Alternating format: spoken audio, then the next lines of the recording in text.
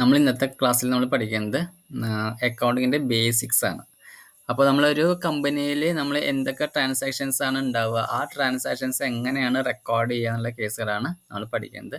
വളരെ സിമ്പിളായിട്ട് നമുക്ക് അത് എങ്ങനെയാണ് നമുക്ക് റെക്കോർഡ് ചെയ്യേണ്ടത്, അതിൻ്റെ ആസ്പെക്ട്സ്, ഡെബിറ്റും ക്രെഡിറ്റുള്ള ആസ്പെക്ട്സുകളൊക്കെ നമ്മൾ എങ്ങനെയാണ് വരുന്നതെന്ന് നമ്മൾ ക്ലാസ്സിൽ നമ്മൾ ഡിസ്കസ് ചെയ്യും.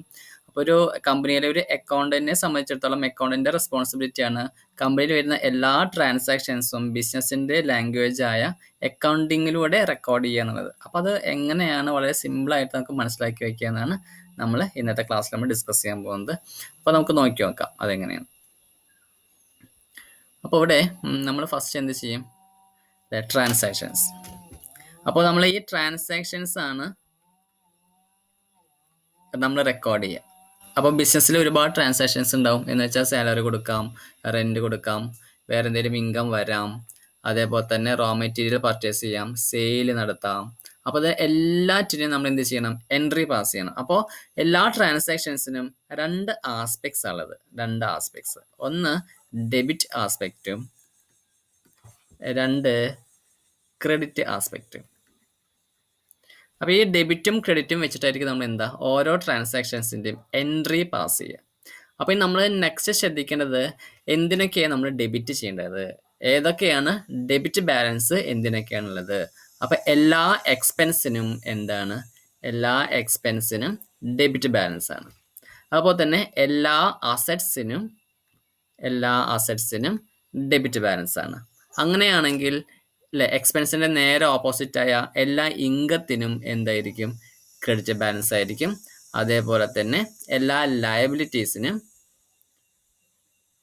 എന്തായിരിക്കും, ക്രെഡിറ്റ് ബാലൻസ് ആയിരിക്കും. എന്ന് വെച്ചാൽ നമ്മളൊരു എൻട്രി പറയുന്ന സമയത്ത് നമ്മൾ എന്ത് ചെയ്യുക, ഈ എക്സ്പെൻസിനാണെങ്കിൽ എക്സ്പെൻസ് നമ്മൾ ഡെബിറ്റ് ചെയ്യുക.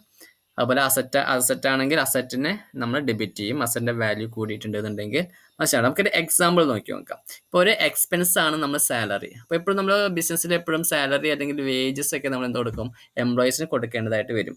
അങ്ങനെയാണെങ്കിൽ നമ്മൾ സാലറി കൊടുത്തിട്ടുണ്ടെങ്കിൽ ഇപ്പോൾ നോക്കിയേ, ഇപ്പോൾ ഞാൻ ഇപ്പോൾ എഴുതാണ് പെയ്ഡ്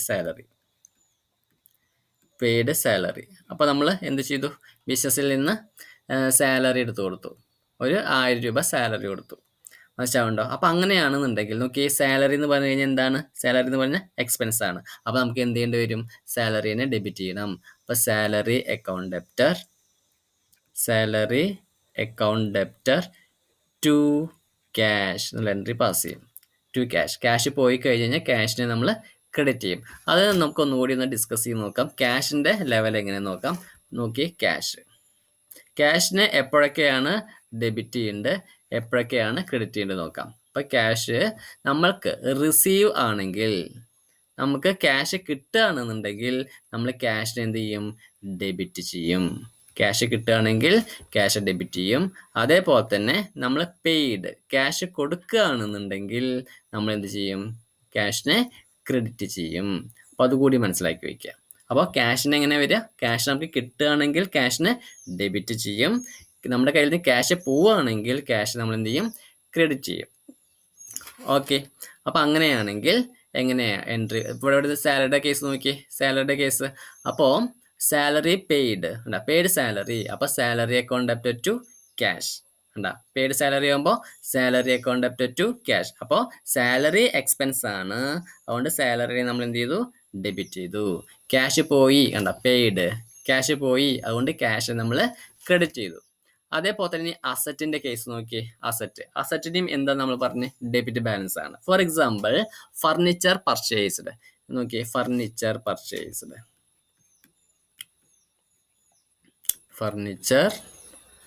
പർച്ചേസ്ഡ് ഇവിടെ ക്യാഷിനെ പർച്ചേസ് ചെയ്തെന്ന് വിചാരിക്കുക, ഫർണിച്ചർ പർച്ചേസ്ഡ്. അപ്പോൾ ഫർണിച്ചർ പർച്ചേസ് ചെയ്യുമ്പോൾ നമ്മൾ എങ്ങനെയാണ് എൻട്രി പാസ് ചെയ്യുക. അപ്പോൾ ഫർണിച്ചർ അസറ്റാണ്. അപ്പോൾ നമ്മൾ എന്ത് ചെയ്യാം, അസറ്റ് ഡെബിറ്റ് ചെയ്യണം. അപ്പോൾ ഫർണിച്ചർ അക്കൗണ്ട് ഡെപ്റ്റർ ക്യാഷ് പോയില്ലേ, ക്യാഷ് പോയി കഴിഞ്ഞാൽ ക്യാഷ് എന്ത് ചെയ്യണം, ക്രെഡിറ്റ് ചെയ്യണം. അപ്പോൾ to cash, furniture account debtor to cash. അപ്പോൾ നമ്മളിപ്പോൾ 10,000 രൂപയ്ക്കാണ് ഫർണിച്ചർ വാങ്ങിയെങ്കിൽ നമ്മൾ 10,000, ഇവിടെ 10,000. ഇപ്പോൾ സാലറി കൊടുത്തത് 20,000 ആണെങ്കിൽ 20,000, ക്രെഡിറ്റ് 20,000. അങ്ങനെ നമ്മൾ എൻട്രി പാസ് ചെയ്യും. ഇനി അതുപോലെ തന്നെ ഇൻകത്തിൻ്റെ കേസ് നോക്കിയേ. ഇൻകം നമ്മൾക്ക് കിട്ടും. അപ്പോൾ ഫോർ എക്സാമ്പിൾ നമുക്ക് കമ്മീഷൻ കിട്ടിയെന്ന് വിചാരിക്കുക. കമ്മീഷൻ കിട്ടി. അപ്പോൾ കമ്മീഷൻ കിട്ടിക്കഴിഞ്ഞ് കഴിഞ്ഞാൽ നമ്മൾ എന്ത് ചെയ്യണം? ഇവിടെ ക്യാഷ് കിട്ടുകയല്ലേ ചെയ്യുന്നത്. ക്യാഷ് കിട്ടി. അപ്പോൾ ക്യാഷ് കിട്ടിക്കഴിഞ്ഞ് കഴിഞ്ഞാൽ നമ്മൾ എന്താ പറയുന്നത്? റിസീവ്ഡ് ആണെന്നുണ്ടെങ്കിൽ ക്യാഷ് ഡെബിറ്റ് ചെയ്യണ്ടേ. അപ്പോൾ cash account debtor to commission എങ്ങനെ നോക്കി? അപ്പോൾ കമ്മീഷൻ ഇൻകമാണ്. ഇൻകത്തെ നമ്മൾ എന്ത് ചെയ്യണം? ക്രെഡിറ്റ് ചെയ്യണം. വേണ്ട, ഇൻകത്തെ ക്രെഡിറ്റ് ചെയ്തു. ക്യാഷ് വന്നു നമുക്ക് നമ്മുടെ കയ്യിൽ ക്യാഷ് കിട്ടുക ചെയ്ത്. അപ്പോൾ ക്യാഷ് കിട്ടിക്കഴിഞ്ഞാൽ ക്യാഷ് ഡെബിറ്റ് ചെയ്യണം. അപ്പോൾ cash account debtor to commission. അപ്പോൾ അത് മനസ്സിലാക്കി വയ്ക്കണം. എക്സ്പെൻസ് ആണെങ്കിൽ എക്സ്പെൻസ് ഡെബിറ്റ് ചെയ്യണം. ആണെങ്കിൽ ഇൻകത്തെ ക്രെഡിറ്റ് ചെയ്യണം.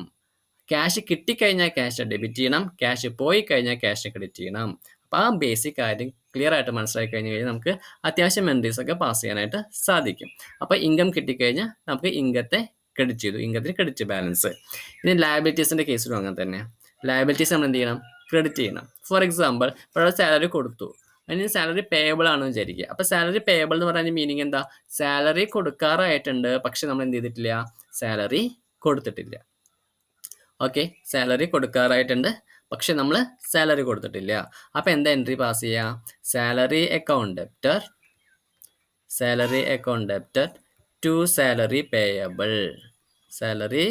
പേയബിൾ. കാരണം എന്താ? കൊടുത്തിട്ടില്ല. അപ്പോൾ സാലറി നമ്മുടെ എക്സ്പെൻസ് ആണ്. അപ്പോൾ എക്സ്പെൻസിനെ ഡെബിറ്റ് ചെയ്തു. സാലറി പേയബിൾ കൊടുക്കാത്ത കാരണം നമ്മുടെ ലയബിലിറ്റിയാണ്. ലയബിലിറ്റിയെ നമ്മൾ ക്രെഡിറ്റ് ചെയ്തു. അപ്പോൾ അത് ശ്രദ്ധിക്കണം, പേയബിളിൻ്റെ എൻട്രി. അപ്പോൾ salary account debtor to salary payable. അപ്പോൾ ഇത്രയേ ഉള്ളൂ. സിമ്പിളായിട്ട് കുറച്ച് കാര്യങ്ങൾ നമ്മൾ മനസ്സിലാക്കി വെച്ചു. അപ്പോൾ എക്സ്പെൻസും അതുപോലെ തന്നെ ഇൻകം എങ്ങനെ റെക്കോർഡ് ചെയ്യാൻ മനസ്സിലായി. അസറ്റ്സും ലയബിലിറ്റീസും എങ്ങനെ റെക്കോർഡ് ചെയ്യാമെന്ന് മനസ്സിലായി. അപ്പോൾ ശ്രദ്ധിക്കുക. അപ്പോൾ ട്രാൻസാക്ഷൻസിന് 2 ആസ്പെക്ട്സ് ഏതൊക്കെയാണ്? ഡെബിറ്റ് ആസ്പെക്ട്സും ക്രെഡിറ്റ് ആസ്പെക്ട്സും. അപ്പോൾ ഡെബിറ്റ് എപ്പോഴാണ് ചെയ്യുക? എല്ലാ എക്സ്പെൻസിനെയും നമ്മൾ ഡെബിറ്റ് ചെയ്യും. അതുപോലെ തന്നെ എല്ലാ അസറ്റിനെയും നമ്മൾ ഡെബിറ്റ് ചെയ്യും. അതുപോലെ തന്നെ എല്ലാ ഇൻകത്തിനെയും നമ്മൾ ക്രെഡിറ്റ് ചെയ്യും. അതേപോലെ തന്നെ എല്ലാ ലയബിലിറ്റീസിനെയും നമ്മൾ ക്രെഡിറ്റ് ചെയ്യും. ഇൻകത്തിനും ക്രെഡിറ്റ് ചെയ്യും, ലയബിലിറ്റീസിനും ക്രെഡിറ്റ് ചെയ്യും. ഇനി ക്യാഷിൻ്റെ ലെവൽ വരുന്നത് എങ്ങനെയാണ്? ക്യാഷ് നമുക്ക് കിട്ടിക്കഴിഞ്ഞ് കഴിഞ്ഞാൽ ക്യാഷ് ഡെബിറ്റ് ചെയ്യണം. നമ്മുടെ കയ്യിൽ നിന്ന് ക്യാഷ് പോയി കഴിഞ്ഞ് കഴിഞ്ഞാൽ ക്യാഷിനെ ക്രെഡിറ്റ് ചെയ്യണം. അതാ പറഞ്ഞത്, നമ്മൾ എക്സ്പെൻസ് മീറ്റ് ചെയ്ത് കഴിഞ്ഞപ്പോൾ നമ്മുടെ കയ്യിൽ നിന്ന് ക്യാഷ് പോയി. അതുകൊണ്ട് ഇവിടെ 2 കേസിൽ നമ്മൾ എന്ത് ചെയ്തു? ക്യാഷിനെ നമ്മൾ ക്രെഡിറ്റ് ചെയ്തു. എന്നാൽ അതേസമയം ക്യാഷ് കിട്ടുകയാണെന്നുണ്ടെങ്കിൽ ക്യാഷ് നമ്മൾ എന്ത് ചെയ്യും? ഡെബിറ്റ് ചെയ്യും. ഓക്കെ, അപ്പോൾ ഇവിടെ നോക്കി, ഇൻകം ഒരു കമ്മീഷൻ കിട്ടുമ്പോൾ നമ്മൾ എന്ത് ചെയ്തു? ക്യാഷ് നമ്മൾ ഡെബിറ്റ് ചെയ്തു.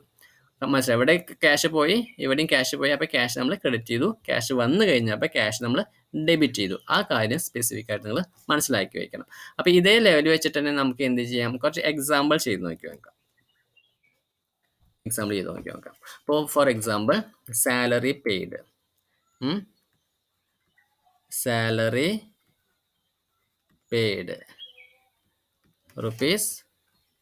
₹50,000. അതുപോലെ തന്നെ cash discount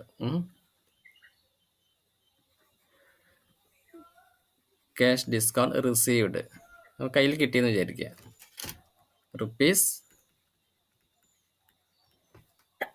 ₹10,000. Machinery purchased for ₹50,000. പിന്നെ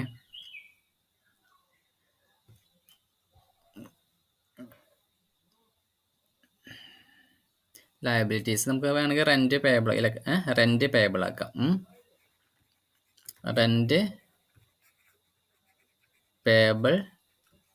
₹5,000. ഇത്രയും എൻട്രി. അപ്പോൾ സാലറി പെയ്ഡ്, സാലറി കൊടുത്തു. ക്യാഷ് ഡിസ്കൗണ്ട് റിസീവ്ഡ്, ക്യാഷ് കയ്യിൽ കിട്ടിയെന്ന് വിചാരിക്കുക. ക്യാഷ് കിട്ടി ഡിസ്കൗണ്ട് ആയിട്ട്. എത്ര? 10,000. മെഷീനറി പർച്ചേസ്ഡ്, മെഷീനറി നമ്മൾ വാങ്ങി. എത്ര? 50,000 രൂപയ്ക്ക്. റെന്റ് പേയബിൾ, റെന്റ് കൊടുത്തിട്ടില്ല, പക്ഷെ നമ്മുടെ ലയബിലിറ്റിയാണ്, പേയബിൾ ആണ്, 5,000. അപ്പോൾ ഇതാണ് നമ്മൾ എൻട്രി പാസ് ചെയ്യാൻ പോകുന്നത്. അപ്പോൾ നമ്മൾ എന്ത് ചെയ്യും? ഒരു ജേണൽ വരച്ച് വയ്ക്കും. Journal books of primary entry ആണ്. നമ്മൾ ഫസ്റ്റ് എൻട്രി പാസ് ചെയ്യുന്നത് ഇതിലായിരിക്കും, ജേണലായിരിക്കും. ഈ ജേണലിൽ നിന്നാണ് നമ്മൾ പോസ്റ്റിംഗ് ഒക്കെ നടത്തുക. നമ്മൾ പിന്നീട് പഠിക്കും, പോസ്റ്റ് എങ്ങനെ ചെയ്യുന്നത് പഠിക്കും. അപ്പോൾ നമുക്ക് ജേണൽ നമുക്ക് വരച്ച് നോക്കാം. അപ്പോൾ ജേണൽ വരയ്ക്കുന്ന സമയത്ത് ഫസ്റ്റ് കോളം നമ്മൾ എന്ത് ചെയ്യും? ഫസ്റ്റ് കോളം പർട്ടിക്കുലേഴ്സ് പറഞ്ഞിട്ട് എഴുതും. പിന്നെ ലെഡ്ജർ ഫോളിയോ ഒക്കെ ഉണ്ടെന്നുണ്ടെങ്കിൽ നമുക്ക് ലെഡ്ജർ ഫോളിയോ വരയ്ക്കാം. അപ്പോൾ തൽക്കാലം നമ്മളിപ്പോൾ അത് ചെയ്യുന്നില്ല. അപ്പോൾ നമ്മൾ ഡെബിറ്റും ക്രെഡിറ്റും നമ്മൾ 2 കോളം നമ്മൾ വരയ്ക്കും. അപ്പോൾ ഫസ്റ്റ് നമ്മൾ എന്ത് ചെയ്യും? Particulars, second column debit, third column credit. Okay, അപ്പോൾ ഫസ്റ്റ് എന്തായിരുന്നു? Salary paid. അപ്പോൾ നമുക്ക് എൻട്രി അറിയാം. സാലറി പെയ്ഡ്, സാലറി ഒരു എക്സ്പെൻസ് ആയതുകൊണ്ട് സാലറി നമ്മൾ എന്ത് ചെയ്യും? ഡെബിറ്റ് ചെയ്യും. അപ്പോൾ salary account debtor to cash അല്ലേ? Salary account debtor to cash. എത്രയാണ് നമ്മൾ സാലറി കൊടുത്തത്? 10,000 അല്ല 50,000. അപ്പോൾ 50,000 നമ്മളിവിടെ എഴുതും. 50,000. അപ്പോൾ നമുക്കിവിടെ എന്ത് എഴുതാം? ഒരു നറേഷൻ എഴുതാം. എന്ന് വെച്ചാൽ ഏത് മാസമാണ് നിങ്ങളുടെ കുറച്ചുകൂടി ഡീറ്റെയിൽ ആയിട്ട് കാര്യങ്ങൾ നിങ്ങൾക്ക് റെക്കോർഡ് ചെയ്യണമെന്നുണ്ടെങ്കിൽ അത് നമ്മൾ നറേഷനിൽ കൊടുക്കാം. അപ്പോൾ വേണമെങ്കിൽ നമ്മൾ ഇത് അതിപ്പോൾ സാലറി ഏപ്രിൽ മാസമാണെങ്കിൽ സാലറി പെയ്ഡ്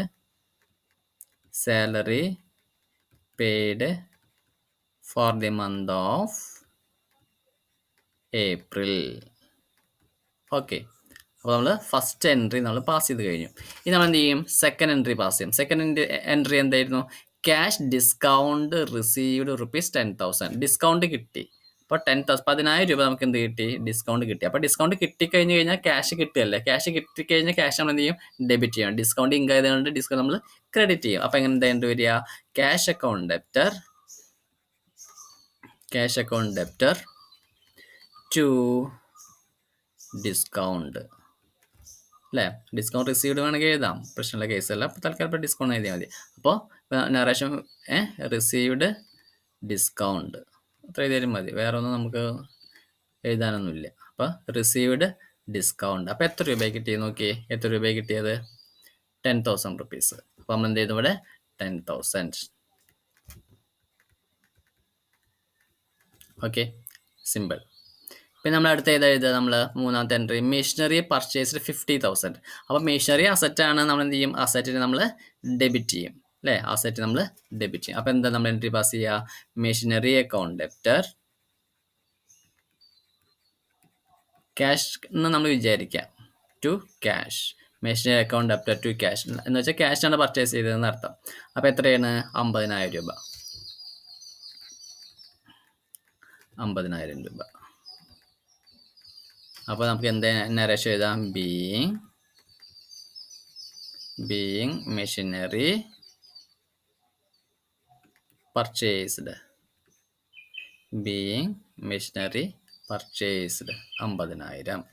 ഈ നെക്സ്റ്റ് ഏതാണ്? Next rent payable 5,000. അപ്പോൾ നമുക്ക് മനസ്സിലാക്കണം, ഇവിടെ റെൻറ്റ് പേബിൾ ആണ്, എന്തായിട്ടില്ല? റെൻറ്റ് കൊടുത്തിട്ടില്ല. അപ്പോൾ റെൻറ്റ് അക്കൗണ്ട് ഡെപ്റ്റർ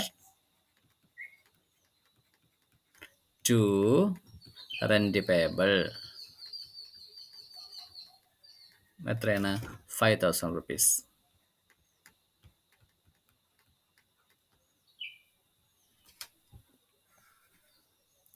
നറേഷൻ എഴുതിയില്ല അല്ലേ?